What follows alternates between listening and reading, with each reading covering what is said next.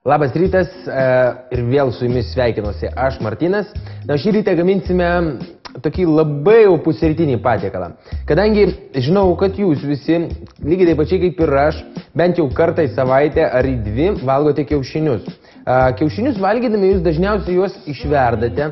Nu ką, jūs dedate druskos, pipiriuko šiek tiek, galbūt sviesto ir valgote jį su duona. Aš jums pasiūlysiu alternatyvą šiam patiekalui. Mes gaminsime virtus kiaušinius su svogūnų laiškų padažu.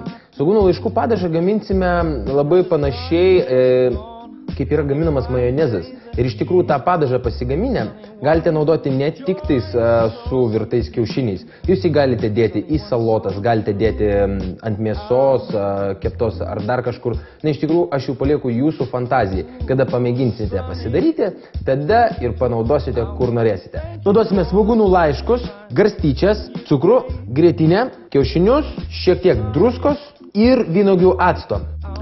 Bet prieš pradėdami gaminti padažą, visų pirma mes sudėsime kiaušinius ir juos išvirsime. Sudedame kiaušinius ir uždengime dangčiu, paliekime virti 10-12 minučių, kol jie išvirs kietai.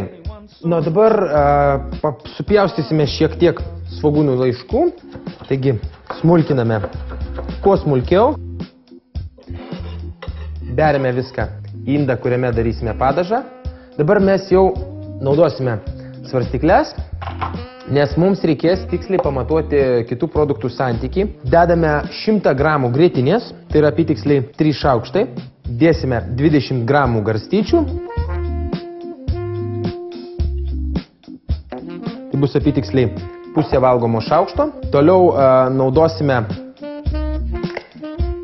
vynuogių actą, galite naudoti obuolių actą. Aišku, geriausia naudoti būtų citrinų sultis. Na, tačiau šį kartą naudojame vynuogių actą. Ir jo pradžiai pilkite labai nedaug, o paskui ragaukite ir pilkite jo pagal skonį. Na ir galiausiai mums reikia vieno kiaušinio trynio. Dar šiek tiek druskos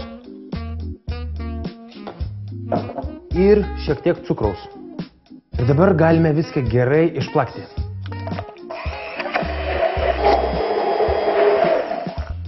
Dabar paragaukime.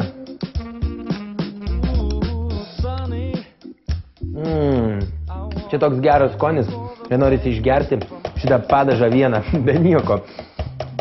Kiaušiniai jau bus išvirę, taigi galėsime juos nulupti, perpjauti pusiau ir užpilti šio padažu. Na, o toliau jūsų fantazija. Norite valgyti su duona, galite pasidaryti paprastą duonos, baltos duonos skrebutį. Labai tinka, galite uždėti salotos lapą ir turėsite beveik paruoštas salotas. Dabar mums reikia juos atvėsinti, nulupti ir perpjauti pusiau. Ir be abejo užpilti padažu. O štai ir viskas. Galite sėsti ir valgyti. Tai yra idealus patiekalas pusryčiams, tačiau iš tikrųjų tai daugiau buvo idėja parodyti, kaip pasigaminti padažą, kuris yra labai skanus ir tinka labai prie daugo. Tiesiog jo universalumas yra neapsakomas. Ir be abejo pasigaminti šį padažą vėlgi yra labai pigu. Aš nepasakysiu kiek tiksliai, tačiau tai tikriausiai bus labai nedaug. Taigi gero apetito, susimatysime kitą rytą.